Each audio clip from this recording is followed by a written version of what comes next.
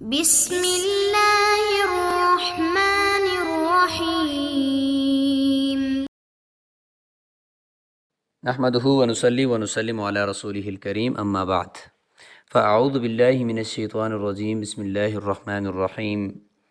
والذين يرمون ازواجهم ولم يكن لهم شهداء الا انفسهم فشهادة احدهم 4 شهادات بالله انه لمن الصادقين صدق اللہ مولانا العظیم۔ عزیز طلبہ کرام، سبق نمبر 185 اور اس سبق میں کتاب اللعان کو ہم پڑھ رہے ہیں، یعنی شوہر کا بیوی پر زنا کی تہمت لگانا، اس کو لعان کہتے ہیں۔ اور لعان سے متعلق انشاءاللہ آج ہم جانیں گے کہ اس کو لعان کہتے کیوں ہیں، اور اگر اس طریقے سے شوہر اپنی بیوی کے اوپر تہمت لگاتا ہے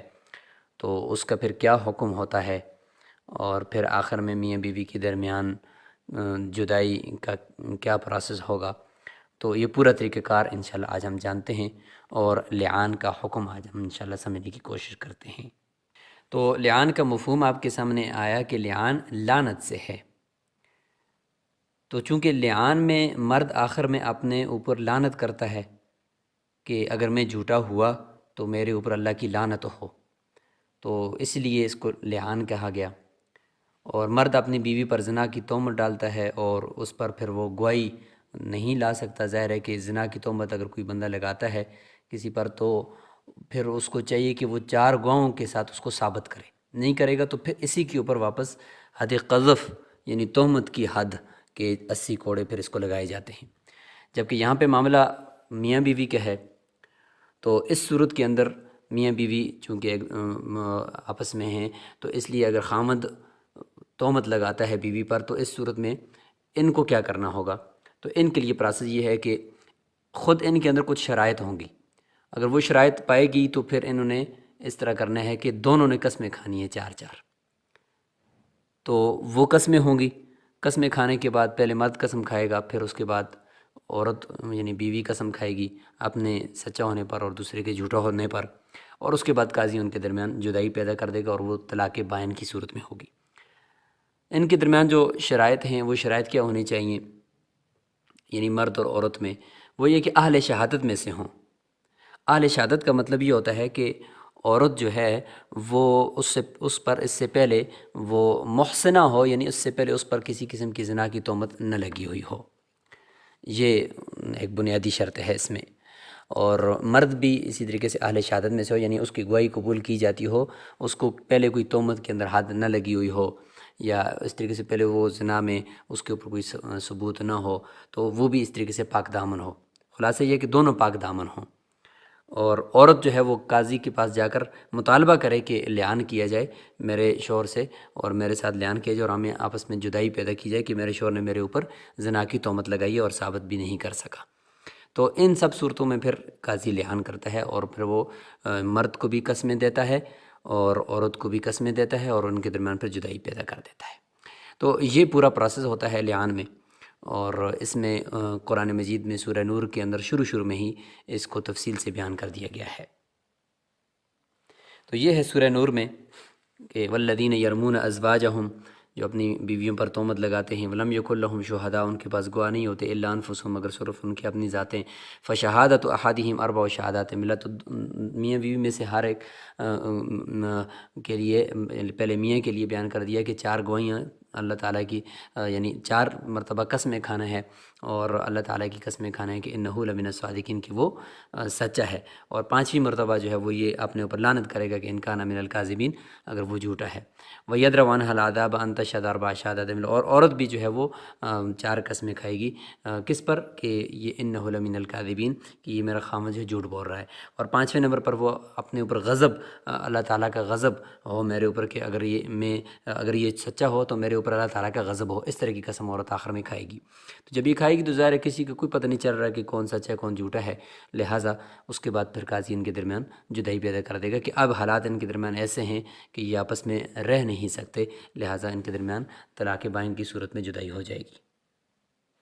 یہ کتاب اللیان کا خلاصہ ہے کہ پہلے نمبر پر ہوگا لیان کو ثابت کرنے والی چیزیں، اور دوسرے نمبر پر ہوگا صفت اللیان، لیان کی صفت طریقہ کیا ہوگا، تیسرے نمبر پر ہوگا التفریق باللیان، یعنی لیان کی صورت میں پھر جو فرقت ان دونوں کے درمیان ہوگی اس کو بیان کیا جائے گا، چوتھے نمبر پر ہوگا کہ نسب کی نفی کر رہا ہے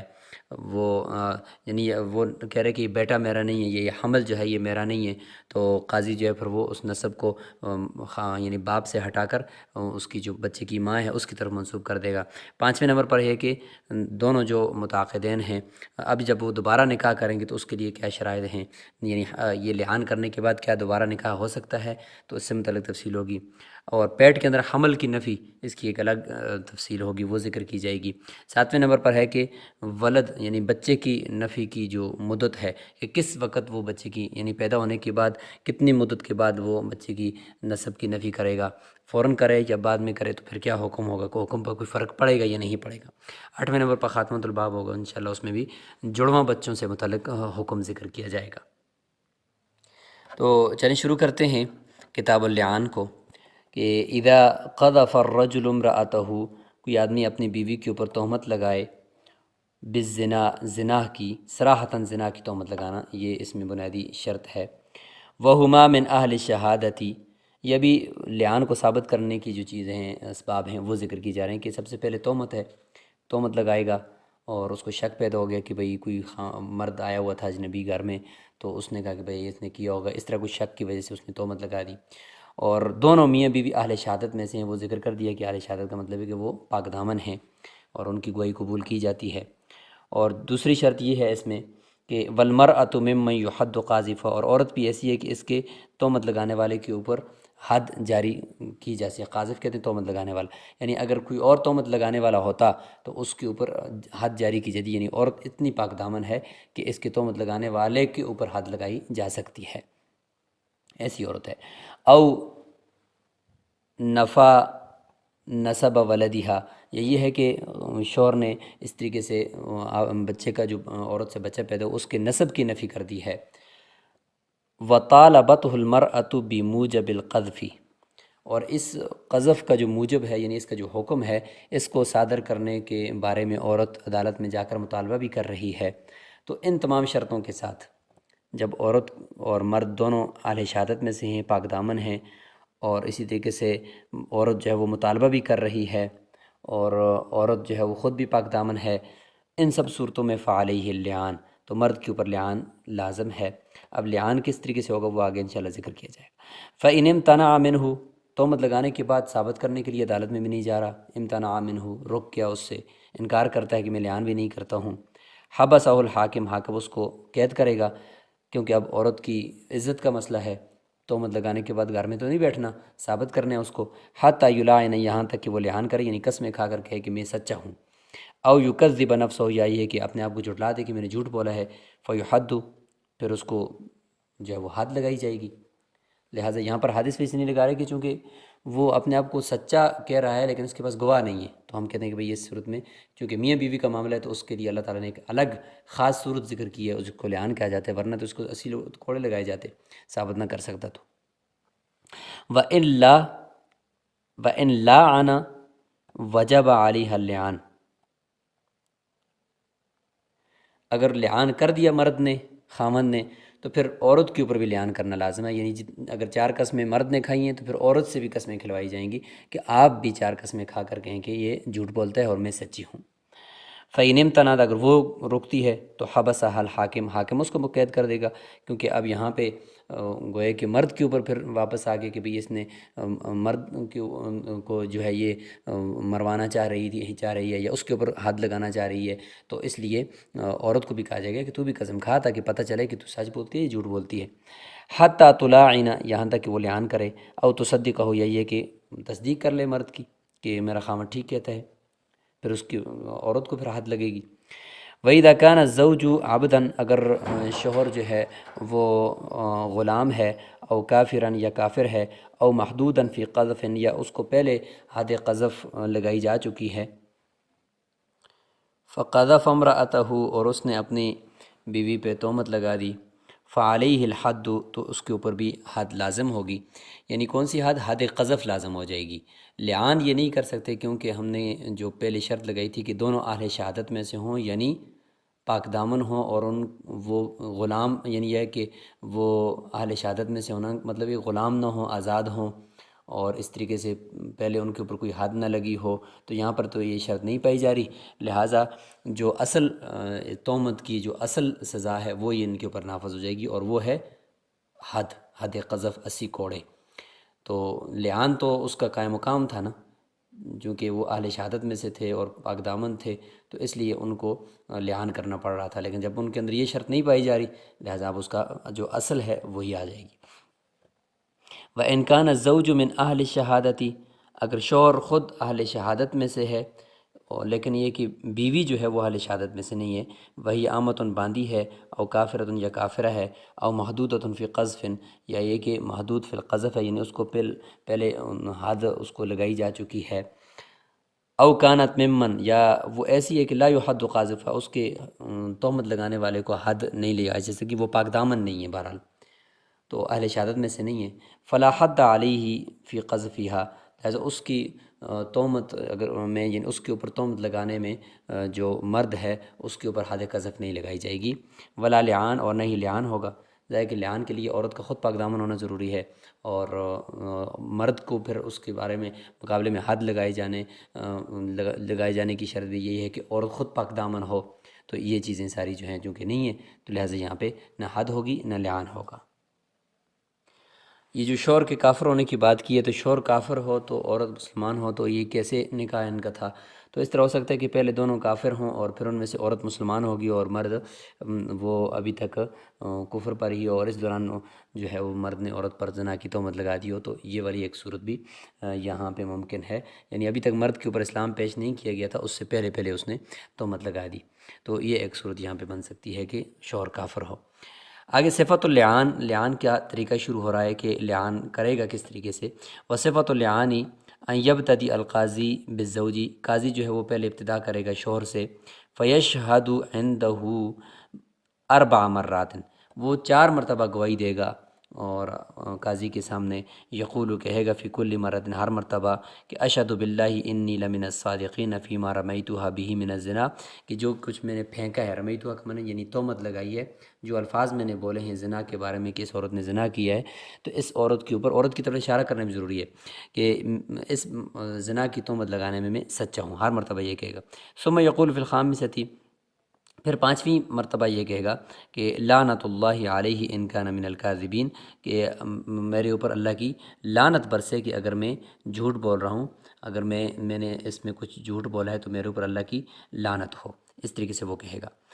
فیما رماہا بہ من الزنا، یعنی کہ اگر میں جھوٹا ہوں اس میں، جو کچھ میں نے تہمت لگائی ہے، یہ غائب کسی کے اس لیے کہ اگر شوہر نے جو تہمت لگائی ہے عورت کے اوپر، اگر اس میں وہ جھوٹا ہے تو وہ اس کے اوپر اللہ کی لعنت ہو۔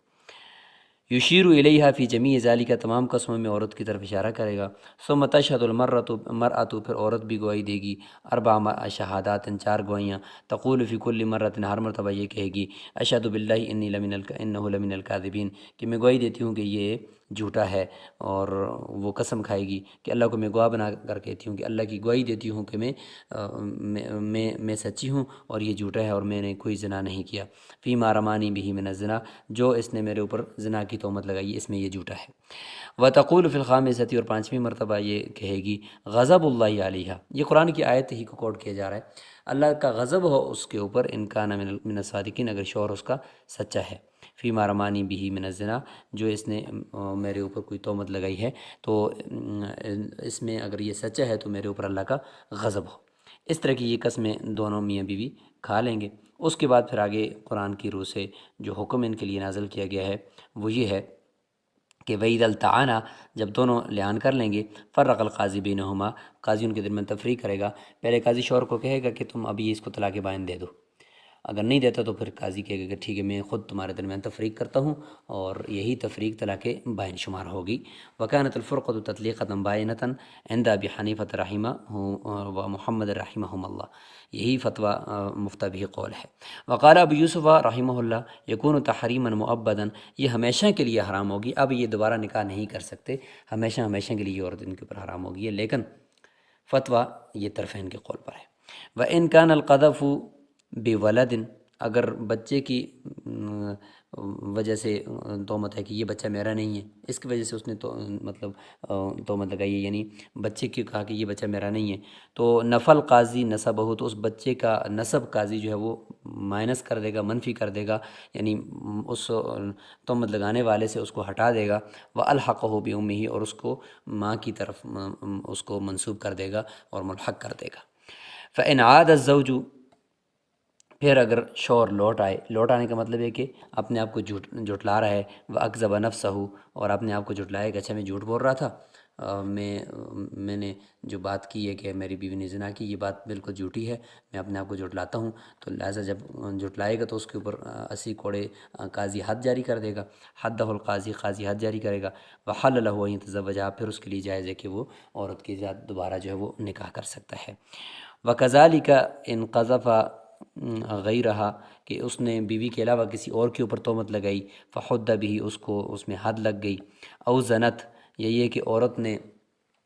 بدکاری کر دی اس کے بعد، اور یعنی اس کے بعد عورت نے بدکاری کی، اور ظاہر ہے کہ فحدت، اس کو پھر حد لگائی گئی، تو بدکاری یہاں پہ ہم یہ کہیں گے کہ وہ ہے کہ ابھی تک خاوند نے اس کے ساتھ دخول نہیں کیا تھا، دخول سے پہلے کا یہ معاملہ ہے، اور اس دوران عورت نے بدکاری کی، کیونکہ اس دوران بدکاری میں عورت کو کوڑے لگتے ہیں، ورنہ اگر عورت کے ساتھ دخول بھی ہو چکا تھا اس کے بعد اگر بدکاری کرے گی تو پھر تو اس کا رجم سزا ہے، پھر تو اس کو مار کر بالکل جان سے مارنا ہوتا ہے، تو پھر نکاح دوبارہ کرنے کی کوئی بات نہیں بنتی۔ اس لیے یہاں پہ یہ صورت ہو کہ مرد نے جو لعان کیا تھا وہ قبل دخول کیا تھا، اس کے بعد عورت نے قبل دخول یعنی ہم بستری سے پہلے ہی جا کر باہر کسی کے ساتھ بدکاری کر دی ہے، تو اس صورت میں عورت کو کوڑے لگیں گے، اس کے بعد پھر دونوں آپس میں نکاح کر سکتے ہیں، فحدت، اور عورت کو حد لگ گئی، اس کے بعد اگر وہ نکاح کرتے ہیں تو ان دونوں کے لیے جائز ہے۔ مطلب یہ ہے کہ اب وہ اہل شہادت میں سے نہیں رہے، اب اگر وہ دوبارہ اگر آتے ہیں، اور اب چونکہ عورت بھی پاک دامن نہیں رہی، تو وہ واپس اگر نکاح کی طرف آتے ہیں تو آ سکتے ہیں۔ وَإِنْ قَذَفَ امْرَأَتَهُ وَهِيَ صَغِيرَةٌ أَوْ مَجْنُونَةٌ، یعنی اس طریقے سے اس نے تہمت لگائی ہے کہ عورت ابھی بالکل نابالغ ہے، یا یہ ہے کہ وہ مجنونہ ہے، تو ظاہر ہے کہ وہ عورت ایسی ہے کہ اس کے تہمت لگانے والے کو حد نہیں جاری کی جا سکتی نا، تو یہ وہ والی قید اس میں نہیں ہے کہ بھئی یعنی وہ عورت پاک دامن ہو اور اس کے اس کی تہمت لگانے والے کے اوپر حد جاری جو ہے وہ کی جا سکتی ہو، جبکہ یہ دونوں یعنی چھوٹی صغیرہ اور مجنونہ، ان دونوں کے اوپر اگر کوئی تہمت لگاتا ہے تو تہمت لگانے والے کے اوپر حد جاری نہیں کی جاتی۔ کیوں کہ اس لیے کہ عورتیں خود مجنون ہیں، تو مجنون عورت کے بارے میں نہیں کہا جا سکتا کہ یہ پاک دامن ہے، یا چھوٹی بچی ہے تو اس کے اوپر تہمت، کیونکہ وہ ایسی عورت تو نہیں ہے کہ وہ اس کی کوئی عزت کا مسئلہ ہو، وہ چھوٹی بچی ہے، نابالغ بچی ہے، اس لیے بہرحال ان کے تہمت لگانے والے کے اوپر چونکہ حد قذف نہیں لگتی، اس لیے ان عورت کے اوپر اگر کوئی تہمت لگاتا ہے اپنی بیوی کے اوپر اور وہ چھوٹی ہے یا مجنونہ ہے تو لعان ان کے درمیان بھی نہیں ہوگا۔ اس لیے فرمایا کہ اگر کسی نے اپنی بیوی کے اوپر تہمت لگائی اور بیوی جو ہے یا تو نابالغ ہے یا پھر یہ کہ وہ پاگل ہے، تو کہتے ہیں کہ تہمت لگانے والا بچ جائے گا، فلا لعان بینہما، میاں بیوی کے درمیان یہاں پہ لعان نہیں ہوگا۔ ولا حد، اور حد بھی جاری نہیں کی جائے گی، چونکہ عورت جو ہے وہ پاک دامن نہیں ہے اور محصنہ نہیں ہے۔ وقذف الاخرس لا يتعلق باللعان، یہاں پہ یہ مسئلہ بیان کیا کہ گنگا ہے، گنگا بول ہی نہیں سکتا، اخرس، تو وہ اگر بیوی کے اوپر کچھ اشاروں کی ذریعے سے تہمت لگا رہا ہے تو اس کے ساتھ کیا لعان متعلق ہوگا؟ تو کہتے ہیں کہ لعان کا تعلق چونکہ صراحتاً قسم کھانے کے ساتھ ہے نا، تو یہ تو بیچارہ قسم کھا نہیں سکتا، لہٰذا ان کے درمیان لعان نہیں ہوگا۔ آگے ذکر کریں گے جی حمل کی نفی، پیٹ کے اندر جو بچہ ہے ابھی پیدا نہیں ہوا تو شوہر نے اس کی نفی کر دی ہے، تو اس میں کیا حکم ہوگا؟ تو کہتے ہیں کہ وَإِذَا قَالَ زوج، شوہر کہتا ہے لَيْسَ حَمْلُكِ مِنِّي، آپ کے پیٹ میں جو حمل ہے یہ میرا نہیں ہے، فَلَا لِعَانَ، تو کہتے ہیں کہ لعان نہیں ہوگا۔ کیوں نہیں ہوگا؟ اس لیے کہ ابھی تک اس حمل کے اندر پیٹ میں ہونے کا یقین نہیں ہے، تو کیا پتہ اس نے جو نفی کی ہے تو وہ ویسے اس کی نفی بھی ٹھیک ہو، یا یہ کہ اندر پیٹ میں بچہ ہی نہیں ہے تو اس کی نفی کا کوئی مطلب ہی نہیں ہوگا، عورت پاک دامن کی پاک دامن ہی رہے گی۔ تو جب تک یقین نہیں ہے اس کے اندر حمل کی، عورت کے پیٹ میں واقعی حمل ہے یا نہیں ہے، یا جدید مشینری کے ذریعے سے اس کا حمل ہونا واضح جب تک نہیں ہوا، اس وقت تک یہ لعان نہیں ہوگا۔ ہاں جب کلیئر ہو گیا ہے کہ یہ بچہ اس کے پیٹ میں تھا اور اس دوران اس نے یہ نفی کی ہے تو پھر لعان ہوگا۔ وَإِنْ قَالَ، اگر کہتا ہے کہ زنیتی، آپ نے زنا کیا ہے، وَهَذَا الْحَمْلُ مِنَ الزِّنَا، اور یہ جو حمل ہے یہ زنا سے ہے، تو اس صورت میں چونکہ اب یہاں پہ زنا کی تہمت لگا دی ہے، اگرچہ اب حمل کا ہونا یا نہ ہونا اس کے ساتھ ابھی تعلق نہیں رہا، چونکہ اب اس نے زنیتی کا لفظ ساتھ بول دیا، تو وہ تو یقینی طور پر گوئے کہ تہمت ثابت کر دی، زنا کی تہمت اس نے لگا دی۔ اب جو ہے وہی لعان والا مسئلہ ہوگا، طلاقنا، اب یہاں پہ لعان کریں گے۔ ولم ينف القاضی الحمل منہ، لیکن قاضی جو ہے وہ حمل کی نفی ابھی تک نہیں کرے گا۔ قاضی جو ہے وہ یہ نہیں کہے گا کہ یہ حمل جو ہے اب یہ اس کا نہیں ہے بلکہ یہ کسی اور کا ہے۔ تو اس لیے کہ چونکہ احناف کے نزدیک جب تک حمل وہ پیدا نہیں ہوا اس وقت تک اس کے اوپر کوئی احکام مرتب ہوتے نہیں ہیں، تو اس لیے نسب کی نفی بھی ایک حکم ہے، جب تک وہ پیدا نہیں ہوگا تو اس کی نفی نہیں کریں گے۔ وَإِذَا نَفَى الرَّجُلُ وَلَدَ امْرَأَتِهِ عَقِيبَ الْوِلَادَةِ، بچہ پیدا ہو گیا اور پیدا ہونے کے بعد اپنی بیوی کے اس بچے کو کی نسب کی وہ نفی کر رہا ہے کہ یہ بچہ میرا نہیں ہے۔ او فی الحال التي تقبل التہنیۃ، اس حالت میں، اس وقت میں جب مبارکباد قبول کی جاتی ہے، تقبل التہنیہ یعنی بچے کی پیدائش کی مبارکباد قبول کی جاتی ہے، لوگ مبارکباد دے رہے ہیں، اس حالت میں اس نے نفی کر دی، فیہا جس وقت میں کی جاتی ہے۔ وَتَبْتَعُ لَهُ آلَةُ الْوِلَادَةِ، یہی ہے کہ بچے کی پیدائش کے لیے جو پیدائش کے یہ جو آلات ہوتے ہیں وہ خریدے جا رہے ہیں، پیمپرز وغیرہ اور چیزیں خریدی جا رہی ہیں، آپریشن وغیرہ کی چیزیں ہوں یا کوئی اور پیدائش کی انجیکشن وغیرہ ہوں، یہ چیزیں خریدی جا رہی ہیں، اور اس دوران اس نے نفی کر دی، تو ظاہر ہے کہ یہ وہ جگہ بالکل قریب یعنی پیدائش کے فوراً بعد یا اس سے کچھ قریب کا زمانہ ہے، تو اس میں اگر وہ نفی کرتا ہے تو ہاں یہ بات ٹھیک ہے کہ یہ جو نفی کر رہا ہے اس کی یہ نفی درست ہے، صح نفی ہو، اس کی یہ نفی درست ہے، چونکہ بالکل یعنی جب پتہ چلا فوراً اس نے نفی کر دی کہ اچھا یہ تو میرا تو ہو ہی نہیں سکتا۔ ولا انا بھی، لہٰذا یہ چونکہ یہ زنا کی تہمت ہوگی، اس کو ہم زنا کی تہمت پر محمول کریں گے، تو لہٰذا لعان انہوں نے کرنا ہوگا۔ اگر اس سے تاخیر کرے گا، تھوڑا سا تاخیر کر دے گا اور یعنی بہت دیر کے بعد یا کچھ دنوں کے بعد وہ کہتا ہے کہ بچہ تو میرا نہیں ہے، تو پھر اس صورت میں یہ اس کا یہ انکار کرنا درست نہیں ہوگا۔ وَإِن نَفَاهُ بَعْدَ ذَلِكَ، اگر اس کے بعد وہ نفی کرتا ہے لعان کی یعنی بچے کی، تو لَعَنَ، لہٰذا اس میں پھر لعان کرے گا چونکہ یہ تہمت لگا رہا ہے۔ وَيَثْبُتُ النَّسَبُ، نسب بچے کا بہرحال اس سے ثابت ہو جائے گا۔ امام ابو یوسف و امام محمد رحمہ اللہ فرماتے ہیں کہ یصح نفیہ فی مدت النفاس، نفاس کی مدت کے اندر اگر وہ نسب کی نفی کرتا تو اگرچہ کئی دن درمیان میں گزر جائیں پھر بھی وہ نفی اس کی درست ہے، چونکہ نفاس کی مدت میں چونکہ وہ خون چل رہا ہوتا ہے، عورت گوئے کہ ایک پیدائش ہی کے زمانے کی سے گزر رہی ہوتی ہے، تو گوئے کہ بچے کو پیدا کرنے کے بعد کا جو زمانہ وہی مرض ہوتا ہے، وہی بیماری ہوتی ہے، تو لہٰذا اس میں کر سکتا ہے، جبکہ فتویٰ وہ پہلے قول پر ہے۔ آخر میں جڑواں مسئلے سے بچوں سے متعلق ہے کہ وَإِن وَلَدَتْ وَلَدَيْنِ، دو بچے پیدا کر لی، فی بطن واحد، ایک ہی بطن سے، یعنی لگاتار دو بچے ایک ہی بطن سے پیدا ہو گئے، فَنَفَى الْأَوَّلَ، پہلی صورت یہ ہے کہ اس نے پہلے بچہ پیدا ہوا اس کی نفی کر دی، وَاعْتَرَفَ بِالثَّانِي، اور دوسرا جب پیدا ہوا تو اس کا اعتراف کر لیا، پہلے کے بارے میں کہا کہ میرا نہیں ہے، دوسرے کے بارے میں کہا کہ یہ میرا ہے، تو کہتے ہیں کہ ثبت نسبہما، دونوں بچوں کا نسب اس سے ثابت ہو، ایسا نہیں ہو سکتا کہ ایک اس کو ایک کسی اور کو ہو۔ وحد الزوج، شوہر کو حد قذف لگائی جائے گی 80 کوڑے، کیونکہ اس نے پہلے نفی کی اور پھر بعد میں اپنے آپ کو جھٹلا دیا، تو جھٹلا دیا تو گویا کہ یہ جھوٹا ثابت ہو گیا، لہٰذا حد لگائی جائے گی۔ وَإِنْ اعْتَرَفَ بِالْأَوَّلِ، دوسری صورت یہ کہ پہلے کا اعتراف کیا، وَنَفَى الثَّانِي، دوسرے کی نفی کر دی، پہلے کا اعتراف دوسری کی نفی، تو یہاں پہ لعان کرے گا، نسب ثابت ہو جائے گا، لیکن یہاں پہ یہ ہے کہ گویا کہ پہلے اعتراف کیا بعد میں زنا کی تہمت لگا دی،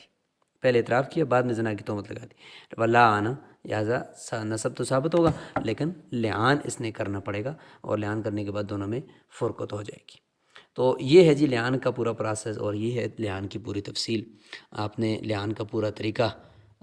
کمنٹ باکس سے مختصراً لکھنا ہے کہ کیا طریقہ ہوتا ہے، اور لعان کہتے کسے ہیں، اور یہ کب پیش آتا ہے، اس کے اسباب کیا ہیں، تو یہ آثار آپ نے ذکر کرنا ہے۔ السلام علیکم ورحمۃ اللہ وبرکاتہ۔